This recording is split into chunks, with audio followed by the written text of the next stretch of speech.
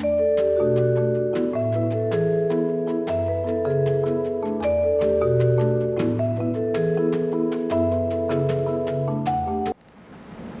wood turners, I'm Captain Eddie Castle and welcome to my shop.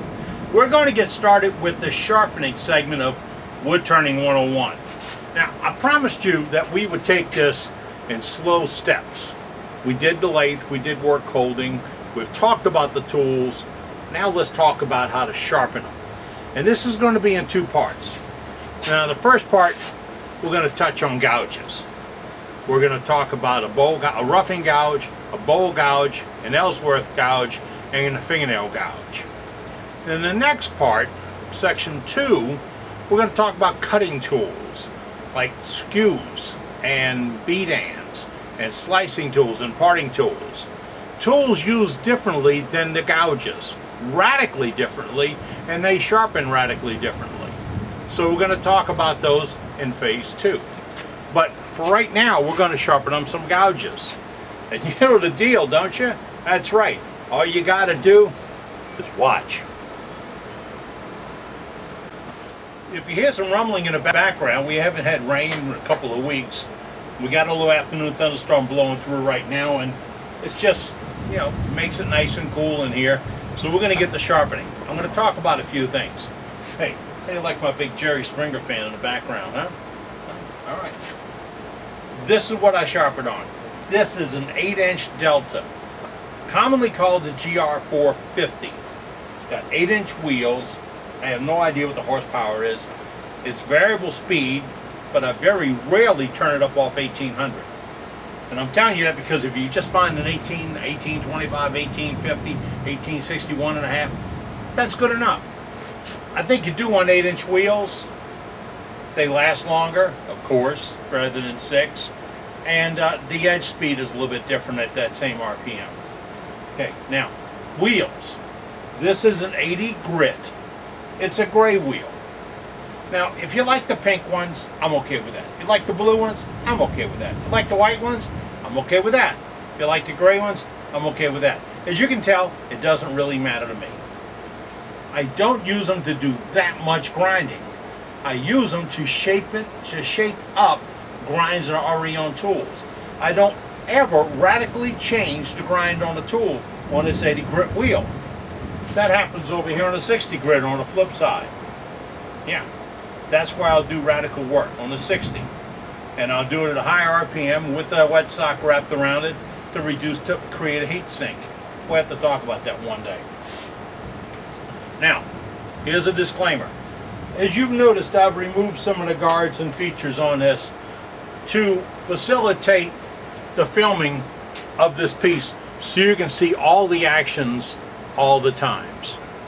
You buying that? Okay. A couple other things you need. You need a protractor. This is a protractor. It's made by General. You can buy it at Home Depot or Lowe's. It's sold in the tool section where you find specialty tools and precision tools.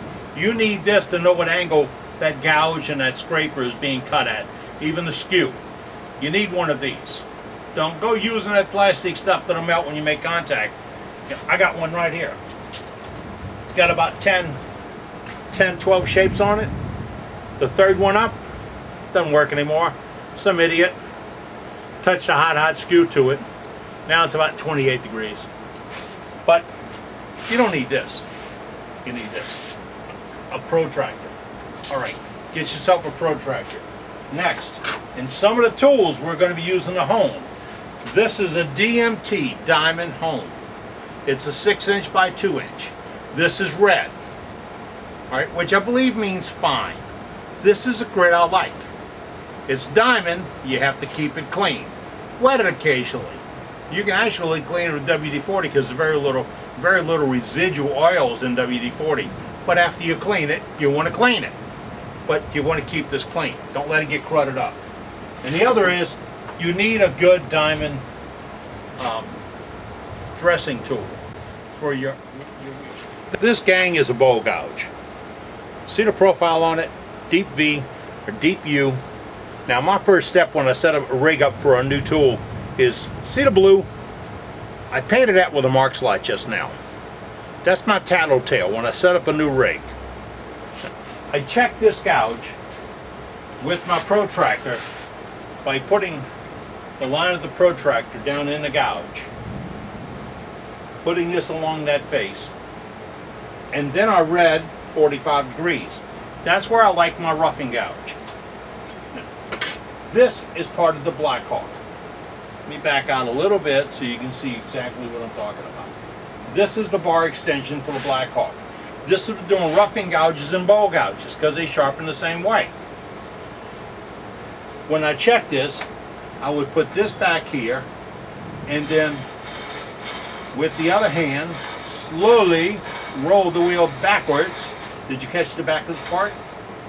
And then look to see how I'm rubbing on the blue. And I'm not. I'm all the way on the bottom, which tells me I need to be out another 1/8 to 1/4. Then I check and I'm cutting a little bit better. I'm going to keep checking this until it's cutting straight across that face. Almost got it. Now I'll tell you the beauty about something that I built. I built the Black Hawk. And I've added this little component right here. This is what I call AccuSet. I don't think anybody else does this right now because the people that sell this normally sell tools. I don't sell tools, I sell the rig. Well, I do sell tools, not discounted tools. But that now is where I need to be for my roughing gouge for a long, long time. If I pull this out and change to something else, when I go back and tighten that up, I'm right where I want to be for sharpening my roughing gouge. No other adjustments. Now I can have two of these, one for a bowl gouge, one for a roughing gouge, but I'll be honest with you, I don't have a bowl gouge. So let's sharpen this up. Now I told you I'm using a GR450. The switch on that tool absolutely sucks. And that's a technical term for it never does work out right. Got something rubbing, okay? It has hung up a half a dozen times, being on. So I'll put a jump switch up here. Works out for me. I just get tired of working on Delta tools. Alright, now I'm going to take this, make contact, slowly roll it one way, slowly roll it the other, and I'm high on the front edge, but I can clean that up. One way, and don't skip going all the way to the end, and don't linger there. And look, don't do this. You lingered on that corner. You want to start and stop on a move. Start, stop on a move.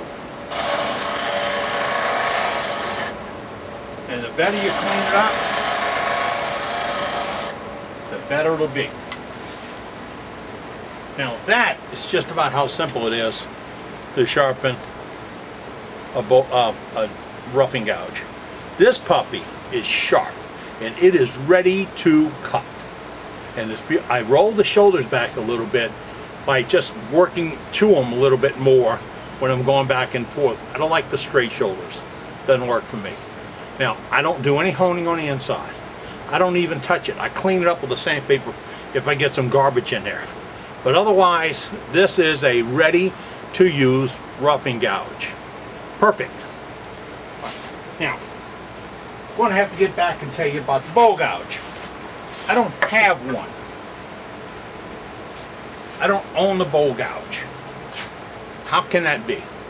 Because I've got other tools that work as well or better that I would rather use than use a bowl gouge. And I'm talking Ellsworth deep V bowl gouges, other people's deep V bowl gouges, etc. Bowl gouges to me got me into a lot of trouble and a lot of catches.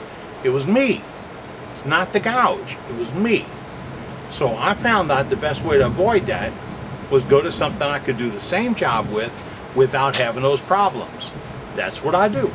So I go to the Ellsworth. Now my preference is a 3/8. Now this is a 3/8 inch Ellsworth.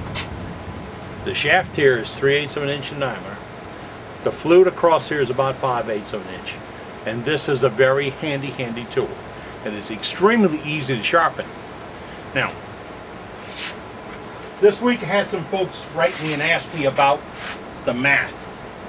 Because I told you that the math is on the Ellsworth gouge. This goes away now. And I can't tilt up, so you got to live with that. The math on a gouge is rather simple. 247. That's what you need to remember. 247. The 2. That's how far this tool sticks out of this holder. And because I'm not the star, this tool is, let's get back in on the tool again. Okay. See that tool? The tip of that tool's got to stick out of there 2 inches. On my rig right here, that little block is 2 inches back. Now, you can put a 2-inch block over here. The new ones I sell have a steel piece that sticks out right here that you go up against. Oh, I want to touch steel with it? You're about to sharpen it. Don't worry about touching steel. I'm sorry I snapped, but I get the silliest questions some days. And they're from people alike. Alright, that's the 2. Got it? The 4 is even simpler. From this point, straight out, level with the center of that wheel, and you terminate that off the platform, you got to bolt it to. Straight out level. 4 inches down is your pocket. This pocket's 4 inches down. 7. From the face of this wheel to this pocket is 7 inches. The only time we went to the arbor was to go down. We don't go back to the arbor again for the 7. We go right here. Face of this is 7. I got my cheater here. Let me get my cheater. It's ugly, but it works. That's my cheater. You see the 7 out, the 4 down? Yeah. 7 away from the face, 4 inches down to that basket. That is the critical point. That ain't the way the tip is, the 2 inches sticking out. Now what do? You put it in this basket first. And then you go to the deep side. I'm saying a deep side because it's away from me. Deep side. Go past the shoulder you want to cut and come back up. Stop on a move. Get away from it while you're still moving. Go to the shallow side. Go to shallow side. I'm going to go deeper than the shoulder, way down here. See how far down it is? Well, you know you can. All right. Now, you see this? I'm way down here. Shoulder, contact, come around, get off. Get off while it's moving. Down here. Now, a couple of things.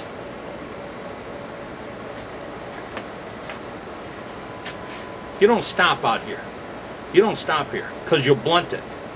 You don't stay on the sides too long because you'll make them flatter. And whatever you do, you don't go back and forth. You got it? You go from one up, one up. Now,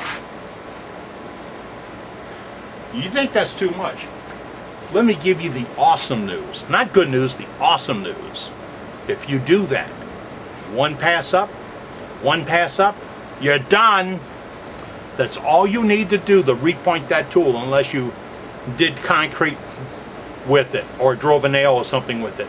That's all it takes. If you spend more time on it, you will reshape the wings, the high points, and it's supposed to be a nice gradual. It's not supposed to go up and go back. It's not supposed to dip. Never supposed to dip. You got it? Never dip. If you got a dip from the front to the back, just playing on that catch, Bubba. It's coming. So this, nice and gentle, and you get a good sweep, good arc, and that's all you need. 2 passes. One up from one way, one up from the other. And you're done. You know how long that tool will last if you do that? Forever. Had one last 10 years. And I do a little bit of turning. And all my turning is with this. Now, that's the second gouge, and remember, I didn't have the third one. Why? Go ahead, tell me. Because I don't have a low gouge. All right, third one. This is a fingernail gouge. Now this, I really need a replacement for. I showed you this when I did tools. I've had to grind a new shoulder back here to get it in the jig in order to get it 2 inches in. All right, now I'm going to show you something that was on the other gouge while we're on this gouge, because this is really cool and really helpful. So let's get in again. And again, we're going to do this 2, 4, 7. 2, 4, 7. The key numbers. No fractions. Key numbers. Back pocket. Down here. Lower it in the shoulder. Just at the tip. Stop. Get off. You can. Now, that is ready. But, say I'm going down through the top of a box and I want to clean up, or the bottom of a bowl. Let's talk. You got a bottom of a bowl and you want to clean it up. You know, you've got the ring and stuff from where you grabbed it and the tongs, and you want to clean all that. Put a little recess so it doesn't rock on the table. This is the baby. But in order to get down in there and run that line and not have a lot of stuff in the back, you got to take a look. I relieved the back of that to show you how I did it. I learned this from Ellsworth, one of the finest wood turners I've ever met. A nice fellow from Israel. If you ever have an opportunity to see one of his videos or see his demonstrations, don't pass it up. Now, what am I going to do? Show you right here. I have moved to another pocket. Whoop, got in too close. You can't see the pocket. All right. I need a cameraman. All right. Move to another pocket. This pocket is 2 inches down and 2 inches forward of this pocket. And all this is on a standard Blackhawk rig. I'll put it in that pocket. I'm going to grind back here. And what am I grinding? I'm grinding what I don't cut with. I'm taking off steel I don't need. I'm not making anything go away. It's not going to make my tool last less. I'm getting steel away I don't need. Because when I go down on a piece and want to work it down a corner or whatever, I want to turn a sharp corner, I've got the ability to turn a silly 2 millimeter corner. I got time to turn it and bank it out. It's really cool. This is the Ellsworth grind rig. I made it up after talking with Ellie at a workshop, and I hope he gets to use it. I got to send him one when he gets to the States. Now, with all that in mind, we've just sharpened 4 tools. We did the roughing gouge. I told you about the bowl gouge. It's sharpened the same way as roughing gouge. Same angle, 45 degrees. Same roll. Just back and forth, back and forth. There's no ellipse on that. And you can't make a bowl gouge into an Ellsworth gouge safely. Okay. Get yourself a deep fluted gouge. Angles. This angle on both this gouge and this gouge measured on the protractor at that tip, 55 to 65 degrees. Now that is from David Ellsworth, the man that put this in the marketplace. He didn't invent it, but he put it in the marketplace for all of us. So that's the angle, 65 degrees. Now, if in doubt, when you get a brand new tool, whip out that camera phone and pop about 10 pictures of it, so you remember what it looked like before you screwed up. I'm just telling you, I take a picture of everything before I take it apart, because I always got these parts left like the tripod. It's 2 washers on the table over here. I'm pretty sure the guy that made it just didn't have a use for those 2 washers, because it's, you're there, and if,